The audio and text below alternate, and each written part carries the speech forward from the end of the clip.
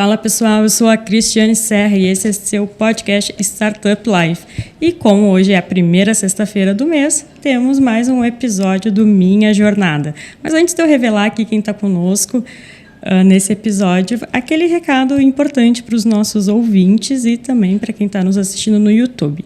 Não esqueça de acessar o portal startuplife.com.br para notícias e informações sobre o ecossistema e também nos seguir no Instagram, @StartupLifeOficial, seguir no Spotify ou na sua plataforma de preferência. Dado o recado, hoje quando eu estava vindo para cá, para a gente gravar, que estamos gravando fora do nosso estúdio hoje, já a gente conta onde a gente está, num lugar bastante especial aqui em Porto Alegre, eu me dei por conta que casualmente o Minha Jornada deste mês de setembro, que é o mês do gaúcho, que a gente comemora aqui no Rio Grande do Sul, né?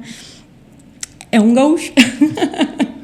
E é a pessoa responsável por um espaço muito bacana, muito promissor, que traz muito mesmo incentivo ao ecossistema, e a gente vai também conversar um pouquinho sobre esse espaço, que é o Instituto Caldeira. Está aqui com a gente, então, o Pedro Valério.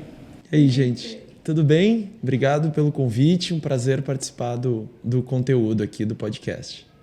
Pedro, a gente começa sempre com uma pergunta assim, estilo Marília Gabriela, para realizar o sonho da apresentadora, que é uma coisa assim bem mais intimista mesmo, assim, e subjetiva, que é: quem é o Pedro pelo Pedro, além do Pedro CEO do Caldeira? Primeira pergunta já difícil, assim, né? Cara, eu diria que o Pedro é um cara, um entusiasta, assim, um cara cheio de energia, cheio de sonhos, né? Um apaixonado pela construção de comunidades e pai do João e do Otto. Talvez seja a melhor maneira de eu descrever aí o que eu tenho feito de bom na vida. As duas figurinhas são as coisas mais importantes que realmente eu já pude participar da construção, né? Tá formando a tua comunidade. Exatamente.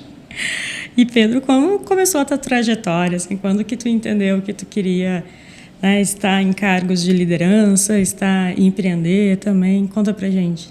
Então, eu acho que eu tive uma trajetória. Comecei cedo a trabalhar, né? Trabalhei primeiro na época, meu pai tinha uma agência de comunicação digital. Então eu comecei como diretor de arte e tentando buscar aí um lugar ao sol na perspectiva de publicidade e propaganda, né? Com o passar do tempo ali, a gente tinha começado essa trajetória e aí eu estava na escola de administração da URGS e aí acabou surgindo uma oportunidade de participar do programa de trainees da época da Câmara Americana de Comércio, da ANCHAM.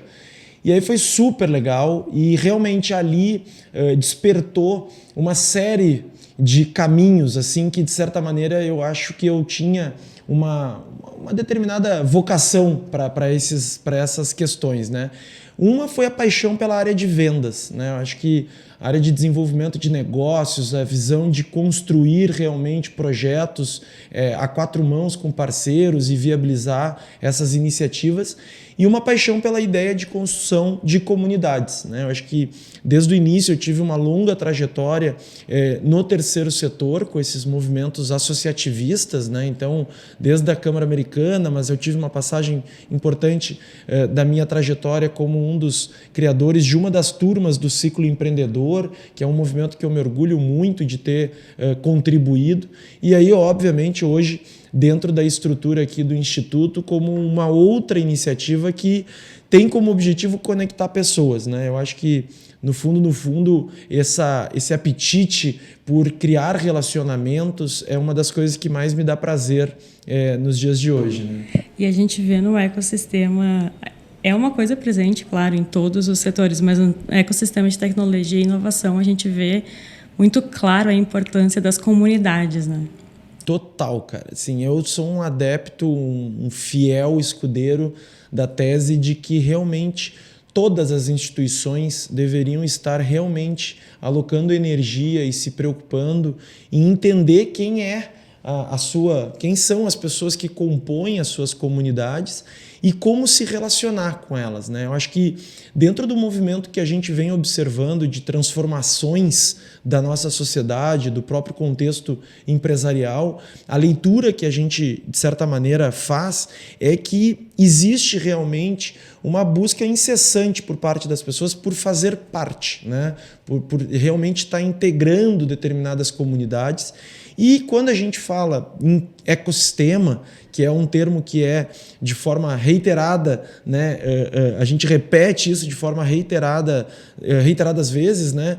A perspectiva que a gente tem é que comunidades são o epicentro realmente indutor e catalisador das transformações mais importantes, né? Então, quem acredita na força dos ecossistemas, quem entende a importância de se relacionar com os ecossistemas, querendo ou não, acaba estando indiretamente ou diretamente vinculado a essa disciplina que é a gestão de comunidades, né? Enquanto tu falava agora, eu estava recordando que tu falou sobre vendas, né? Que tu também era uma área que tu te interessava muito, e tu falou também dessa necessidade que as pessoas têm, muitas vezes elas nem... É uma coisa bem interna, assim, né? Elas nem identificam, mas o próprio setor de vendas, marketing e companhia se vale muito disso, né? Quando a gente vai estudar marketing, vai estudar estratégias de venda, a gente vê muito isso, que lá desde o início da história, aí me recordei agora do livro do Tim Ash sobre isso, que o ser humano tem a necessidade de estar em grupos. Então, quando compra uma roupa de uma marca, é porque ele quer pertencer àquele grupo, àquela comunidade que usa aquela marca. Sem dúvida. E eu tive uma passagem profissional que foi muito interessante, que foi dentro do grupo LTM. Então, a LTM é uma das principais empresas no Brasil que trabalha com esse setor de loyalty, né? Com programas de fidelidade. Então, foi muito legal entender, inclusive, enquanto mercado, o quanto que tu pode, de fato, te beneficiar ao construir e participar ativamente destas comunidades, né? Tanto numa leitura de desenvolvimento da sua própria organização, mas entendendo realmente as oportunidades que o mercado, de certa maneira, reserva para as companhias, né? E nessa tua jornada, a gente não vai falar de idade, né? Para não vamos ser indelicados. Mas nessa tua jornada, tu disse que começou bem cedo, então a gente já pode dizer que ela é longa, independente da idade. Quais foram os principais desafios que tu enfrentou e quais são os principais aprendizados? Então, eu até não sei se ela é longa, mas ela é intensa, né? Intensa. Eu comecei ali com 16 anos, né, a trabalhar, até por uma questão de necessidade mesmo e construção de oportunidades de emprego e assim por diante. São muitos aprendizados, né? Eu tive uma grande oportunidade ao longo dessa trajetória durante o período da Câmara Americana de Comércio, depois eu trabalhei na RBS, na Opus, né, na LTM, e aí aqui no Instituto Caldeira, eu sempre tive muitas portas em termos de relacionamento com pessoas muito mais seniors, né, do que eu e com muito mais bagagens e experiências em diferentes áreas, né? Eu acho que ao longo do processo tem uma coisa que os americanos hoje chamam, que está um pouco na moda, que é o tal do lifelong learning, né? Que é esse conceito de aprendizado permanente ao longo de uma determinada trajetória. Eu acho que isso, de certa maneira, eu tive a oportunidade desde muito cedo, né, dentro de casa e com essas relações, junto com o conselho de administração da época da Câmara Americana, do conselho aqui do Instituto Caldeira, de ter acesso a pessoas que me inspiram a ser a melhor versão de mim mesmo, né? Um pouco do que a gente brinca aqui até dentro do time do Instituto, que é como é que a gente permanentemente cria um processo de autocrítica, de autoconhecimento e de evolução pessoal, né? Eu acho que quando a gente fala sobre os projetos que a gente está envolvido, querendo ou não, eles são consequência de muitos atributos e competências que, de certa maneira, a gente vem cultivando ao longo dos anos, né? E, obviamente, o poder dos relacionamentos, né? Ao longo dos anos, eu venho, de certa maneira, construindo uma série de pontes, de relacionamentos que Hoje, à luz do tempo, eu olho para os últimos 15 anos, é impressionante a quantidade de oportunidades que surgiram frente a esses relacionamentos, que muitas vezes, naquela ocasião inicial, não fazia sentido nenhum, né? Não tinham uma proposição imediata de geração ali, de monetização, geração de valor ou algo do gênero, né? O que se percebia era um interesse genuíno da minha parte em criar essas relações, né? Os desafios foram gigantescos, né? Daria para ficar aqui fazendo, acho que umas 4, 5 horas aí de gravação. Mas conta pelo menos alguns, porque o pessoal adora os perrengues, porque é onde geralmente se identificam, né? Então, eu vou trazer um bem do início da minha carreira e talvez um agora recentemente, mas assim... O início da minha carreira na Câmara Americana tinha um processo muito agressivo e muito competitivo enquanto competição de vendas, né? Sempre teve um DNA dentro da Câmara Americana de Comércio com relação a isso. E aí quando a gente entra, a gente tem lá os primeiros 6 meses uma meta mínima de captação no mercado e se você não bate nos primeiros 3 meses a metade dessa meta, você é expulso, né, ou demitido da organização. Isso naquela época. Na ocasião, eu cheguei assim a ficar, acho que 1 mês e meio ou 2, que eu realmente não conseguia fazer nenhum processo de venda bem sucedido, né? E eu lembro daquele início de carreira, um momento de muita desconfiança minha comigo mesmo, né? Será que eu sou capaz? Será que eu tenho jeito para coisa relacionada a vendas e assim por diante? E isso foi um momento que me marcou porque, querendo ou não, e devido às proporções, muitas das circunstâncias que eu venho passando ao longo da minha carreira, eu me coloco em prova no sentido de que, eu lembro daquela ocasião hoje com bom humor. Pô, sério mesmo que naquela época...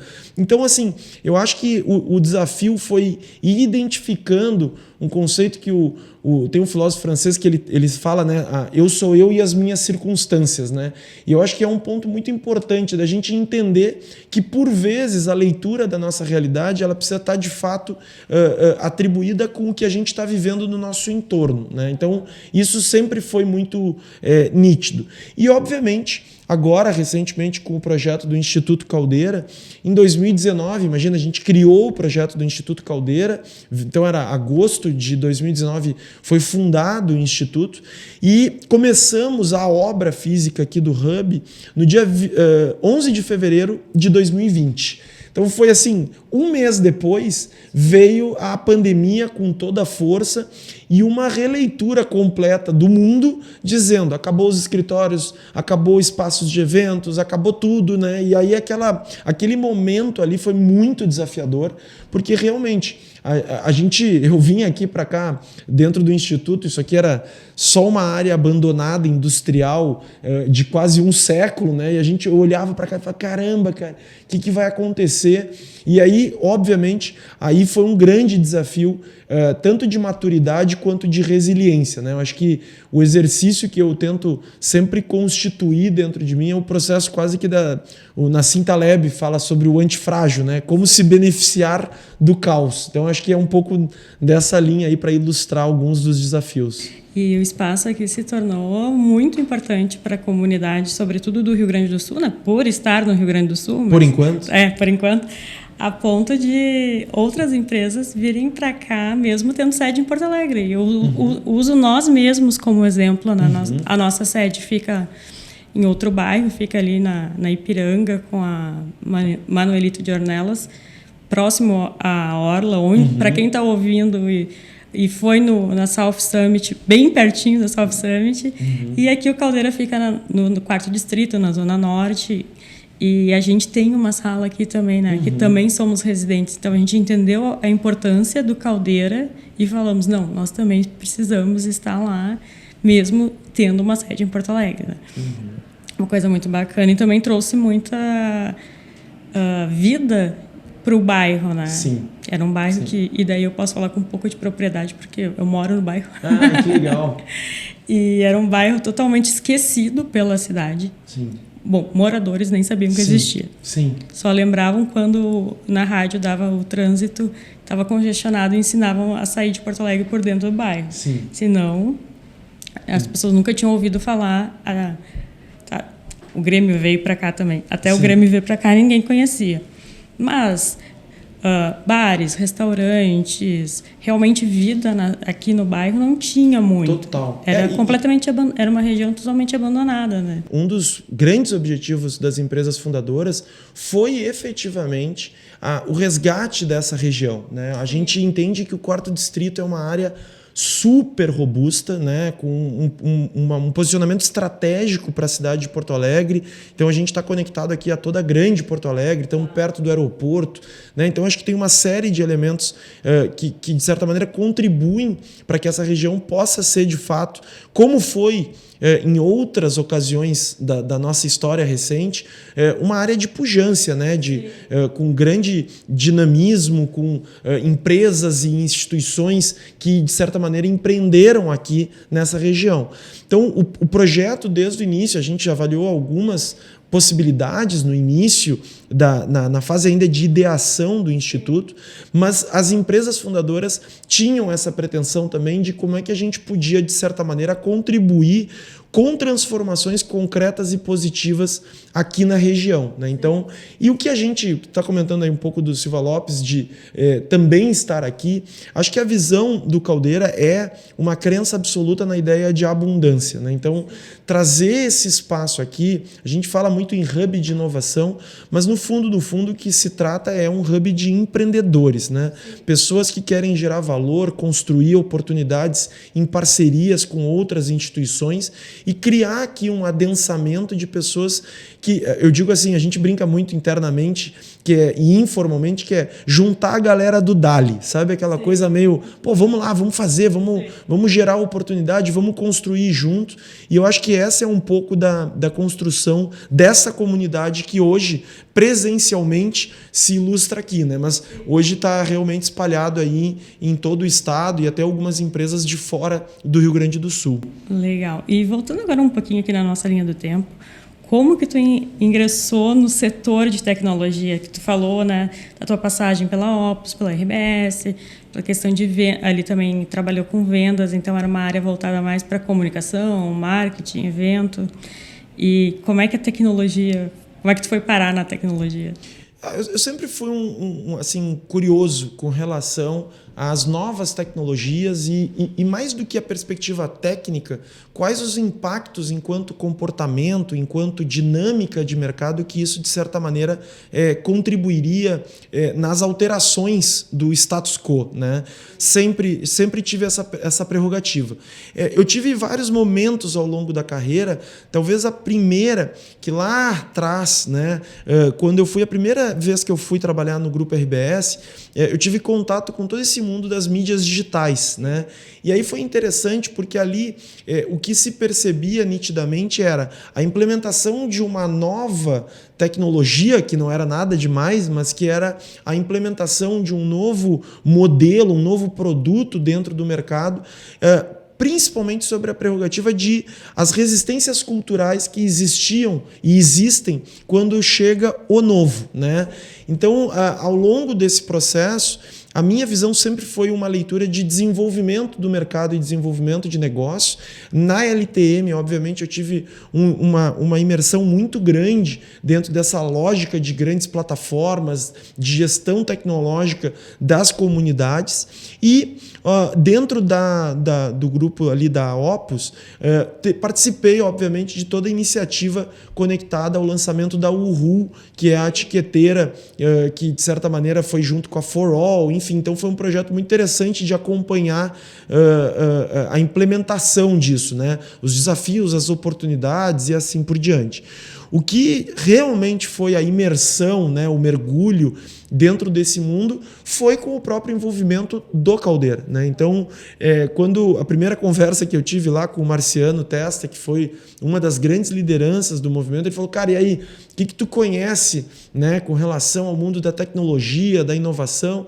E aí a gente começou, de fato, numa obsessão aí em termos de identificar essas tendências, esses movimentos. E aí, claro, a partir disso, e aproveitando a oportunidade com as imersões internacionais, com algumas... eu tive a oportunidade de trabalhar dentro da Startse, que é basicamente uma máquina de lavar com relação a tudo que está acontecendo de inovação e de novidade no mundo, que foi uma janela super rica de transformação para a minha carreira. Então, acho que foi esse blend aí, mas eu acho que o elemento central foi a curiosidade, né? Sim, legal. Então, conta um pouquinho mais do Caldeira para a gente agora, para quem ainda não conhece bem, né? O Caldeira é um sonho que tem se tornado realidade dia após dia, né? Eu acho que ele começou justamente dessa inquietude de um grupo de empresários, né? Muita gente da iniciativa privada, mas conectado com pessoas da academia, conectado com pessoas do poder público, que entendiam que, o que a gente vai fazer em termos de pavimentação para o futuro do Rio Grande do Sul, né? Como é que a gente cria, de fato, um espaço, um ambiente, uma comunidade que ancore todo mundo que tem esse viés de empreender dentro das oportunidades que as novas tecnologias, as novas formas de gestão, os novos modelos de negócio, de certa maneira, possibilitam para essa nova geração. Além disso, como que as empresas que estão no Rio Grande do Sul se mantêm competitivas com tantas alterações do mercado. Então, a partir disso, que a gente foi avaliando e vendo, né, desde 2019, foi um movimento associativista com um monte de empresas entrando dentro do projeto. Foram 42 grandes empresas fundadoras. A escolha do espaço aqui, então, como um ambiente físico que ancoraria, de fato, esse showroom ligado à inovação que a gente está hoje aqui, casualmente. E, a partir disso, o desenvolvimento de uma série de conteúdos, eventos, atividades, workshops, para poder capacitar realmente toda essa comunidade. O Instituto é uma associação sem fins lucrativos, né? É uma associação, então ela reúne como fundadores 42 grandes empresas. Hoje já tem quase 100 empresas como residentes aqui dentro do Instituto. A gente tem um modelo de membership, que a gente chama, que é os membros da comunidade, que não necessariamente tem estrutura física aqui dentro, que tem hoje quase 380 empresas e instituições que participam. E a leitura que a gente faz é, de um lado, fortalecer essa comunidade, criando laços, conexões, gerando pontes e oportunidades de intercâmbio, seja entre grandes empresas, startups, poder público, universidades, fomentando esse, que a gente brinca assim, esse centro gravitacional de gente a fim de fazer as coisas acontecerem. E, por outro lado, justamente essa plataforma de produção de conteúdo permanente. A gente tem essa clareza que, primeiro, inovação não é tecnologia. Inovação é uma lente com que a gente enxerga determinados desafios e transforma eles em oportunidades. E, obviamente, que quanto mais informação disponível, a gente desmistifica determinados medos e inseguranças da turma mais tradicional. Então, eu não preciso saber de tudo, sabe essa corrida? Eu preciso saber de blockchain, inteligência artificial, grafeno, tanta coisa que surge.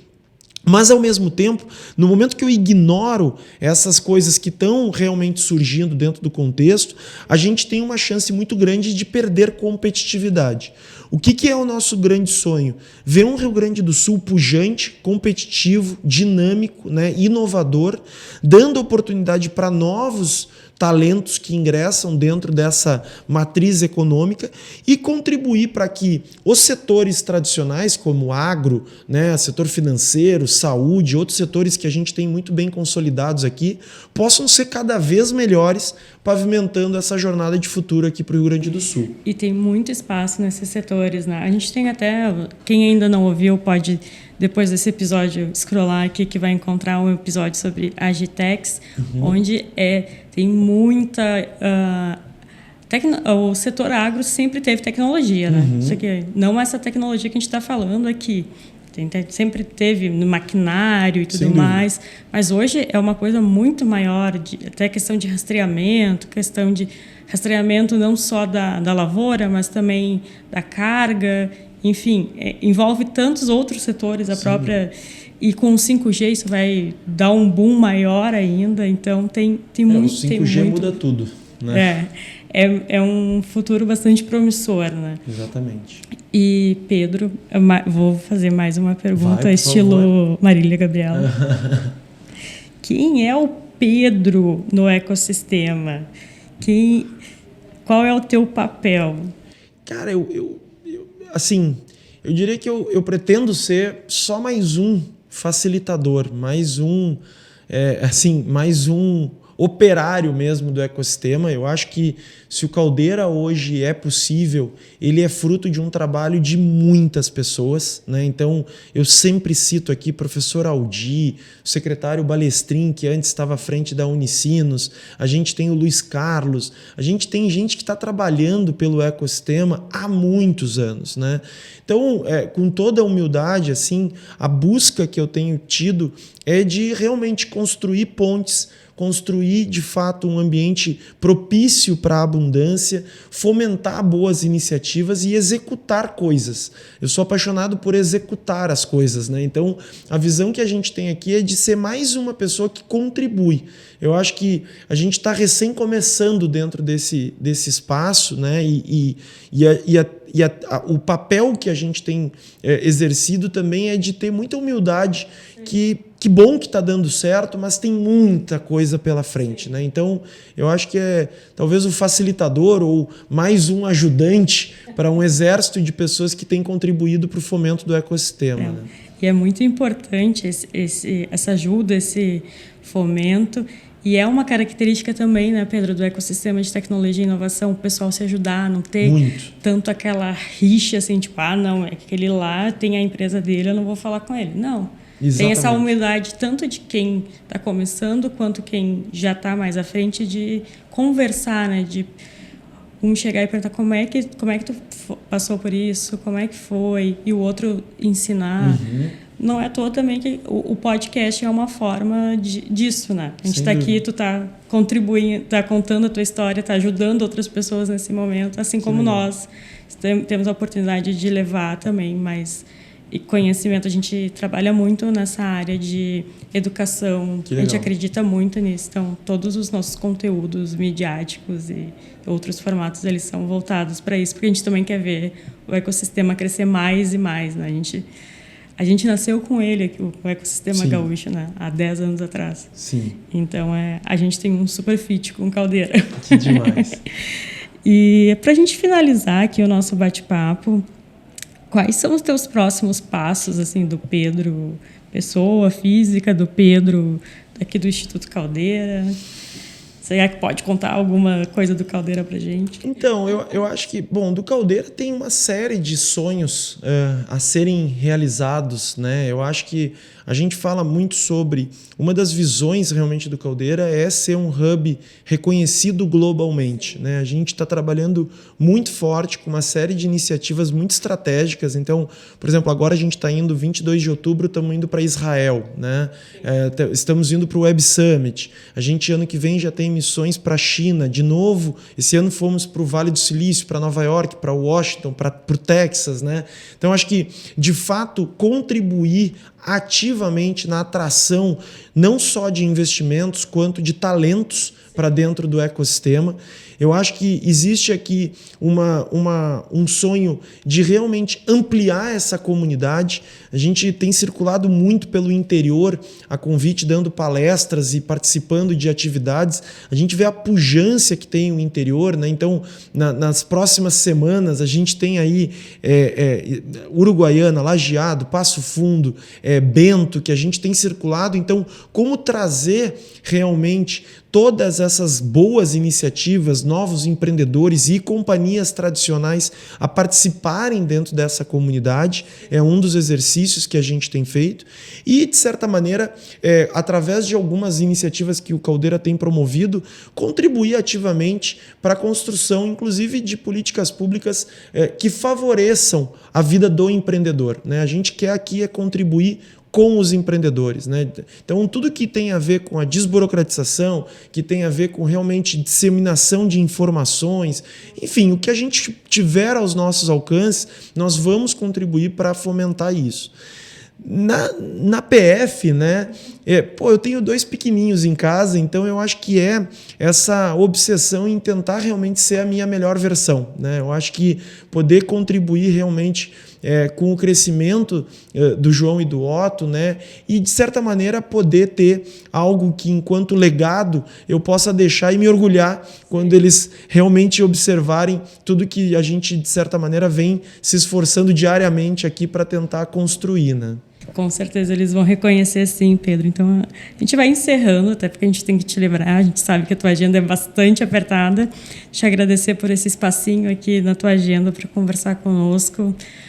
Também é bastante especial a gente vir ao Caldeira para gravar, mas também está convidado para conhecer o nosso estúdio, a nossa sede.